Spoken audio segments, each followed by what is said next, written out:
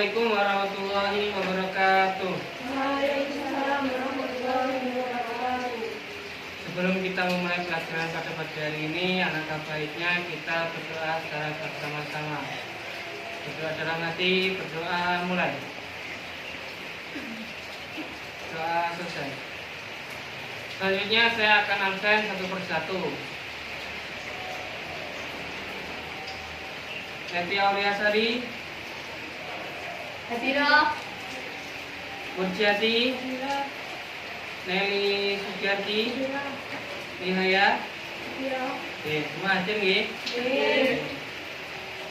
Pada pembelajaran hari ini kita akan membahas tentang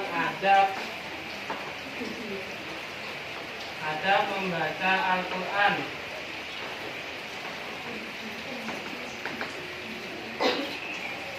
Tujuan kita mempelajari atau membaca Al-Quran adalah agar kita ketika membaca Al-Quran di rumah, di masjid, ataupun sedang belajar di rumah, kita dapat mengetahui adab-adab yang harus kita lakukan ketika membaca Al-Quran. Al-Quran itu diturunkan oleh malaikat Jibril yang ditujukan kepada Nabi besar kita, Nabi Muhammad Shallallahu Alaihi Wasallam. Membaca itu berasal dari kalimat Iqra. Iqra, qara'a yaqra'u, Iqra yang artinya membaca. Menurut sebagian ulama, hanya demikian itu karena Al-Quran merupakan kumpulan dari kitab suci terdahulu, bahkan merupakan muara dari seluruh ilmu pengetahuan. Sementara dalam Kamus Bahasa Indonesia, membaca berarti melihat serta memahami isi dari apa yang tertulis, baik melisankan atau hanya di dalam hati. Nah, ketika kita sudah membaca Al-Quran, itu alangkah lebih baiknya membaca dengan suara yang keras daripada membaca di dalam hati. Dengan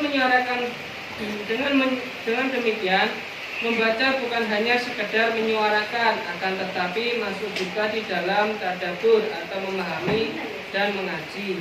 Sementara dalam Al-Quran secara terminologi berarti firman Allah SWT yang diturunkan kepada Nabi Muhammad SAW yang membacanya merupakan ibadah. Dasar perintah membaca Al-Quran itu terdapat dalam surat Al-Alaq ayat pertama, yang dimana ketika malaikat Jibril ini menurunkan wahyu kepada Nabi Muhammad, itu Nabi Jibril menyuruh Nabi Muhammad untuk membacanya. Iqra bismi rabbikal ladzi khalaq, yang artinya bacalah wahai Muhammad dengan menyebut nama Tuhanmu yang menciptakan. Sementara di dalam hadis ada hadis riwayat Abu Ummah yang berbunyi, artinya dari Abu Ummah ia berkata, aku mendengar Rasulullah SAW bersabda, bacalah Al-Quran maka sesungguhnya ia akan datang di hari kiamat sebagai syafaat bagi pengikutnya.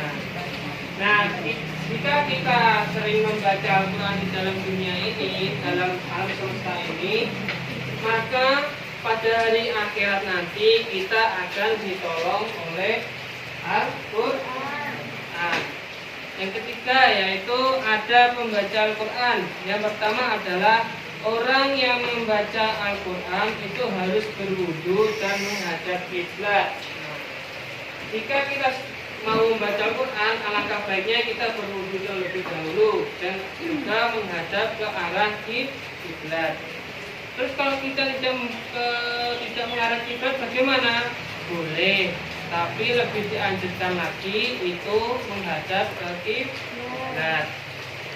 Terus yang kedua yaitu dalam hal banyak dan sedikitnya ayat yang dibaca dikembalikan kepada yang membaca. Nah, ini maksudnya adalah jika kita membaca, karena kita membaca surat Al-Alaq ayat pertama, yang tadi sudah dihafalkan itu, jika kita membaca surat tersebut maka kita harus memahaminya di dalam hati dan mencari apa makna dari ayat tersebut. Maka jika sudah dapat, kita terapkan dalam kehidupannya. Nah, yang ketiga yaitu murotal. Murotal ini adalah membaca dengan lagu atau bisa disebut dengan qiraah. Terus yang keempat dengan menangis. Terus yang kelima memperhatikan hak ayatnya. Yang keenam memulai membaca dengan ta'awud.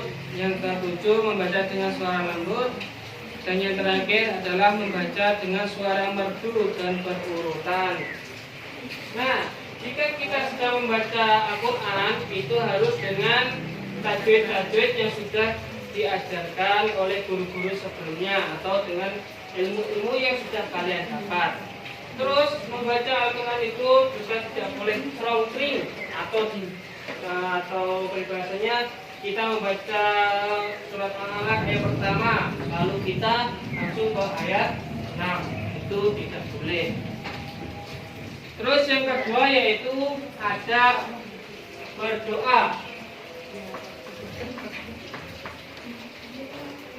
Berdoa itu juga mempunyai adab seperti adab membaca Al-Quran. Doa itu sendiri artinya adalah permohonan atau harapan atau memuji kebesarannya Allah Subhanahu wa Ta'ala. Allah Subhanahu wa Ta'ala menganjurkan manusia untuk berdoa dan ia menyatakan bahwa dirinya dekat, dan hal ini Allah Subhanahu wa Ta'ala berfirman, dan apabila hamba-hambaku bertanya kepadamu tentang aku, maka jawablah bahwasanya aku adalah dekat. Aku mengabulkan permohonan orang yang berdoa apabila ia memohon kepadaku. Maka hendaklah mereka itu memenuhi segala perintahku, dan hendaklah mereka beriman kepadaku, agar mereka selalu berada dalam kebenaran. Quran Surat Al-Baqarah ayat 186. Dalam berdoa ini juga terdapat waktu tertentu yang dimana ketika kita berdoa itu Allah akan mengabulkannya. Iya, apakah kamu tahu waktu tertentu yang sangat mustajab ketika kita berdoa? Ayo nih ya. Tahu Pak. Nah, apa saja, pada waktu apa saja? Setahu saya itu habis asyam menjelang maghrib. Nah, waktu mustajab ketika kita berdoa adalah ketika asar menjelang maghrib. Terus ada juga ketika hujan itu doa kita akan mustajab. Lalu berdoa di antara dua khutbah ketika sholat Jumat. Adapun ada berdoa, yaitu yang pertama adalah berdoa di waktu khusus seperti hari Jumat atau hari Arafah. Nah, ini sudah saya jelaskan tadi. Terus yang kedua, berdoa pada keadaan tertentu seperti di antara azan dan iqamah. Nah, berdoa di antara azan dan iqamah itu juga termasuk waktu yang mustajab. Terus yang ketiga, menghadap kiblat. Yang keempat, melirikkan suara di antara pelan sekali dan keras. Jadi ketika berdoa itu alangkah baiknya jika kita berdoa sendiri, itu alangkah baiknya dengan suara yang lirih atau suara yang pelan agar tidak terdengar oleh orang sekitar kita. Yang kelima, tidak berdoa dengan kalimat yang dibuat sendiri. Terus yang keenam, tunduk dan khusyuk. Yang ketujuh, tekad yang kuat dan yakin terkabul. Yang kedelapan, mengokohkan doa dan mengulang-ulangnya. Yang kelima, memulai doa dengan memuji kepada Allah Subhanahu wa Ta'ala. Yang terakhir yaitu mensucikan batin. Untuk pembelajaran hari ini ada yang kurang jelas?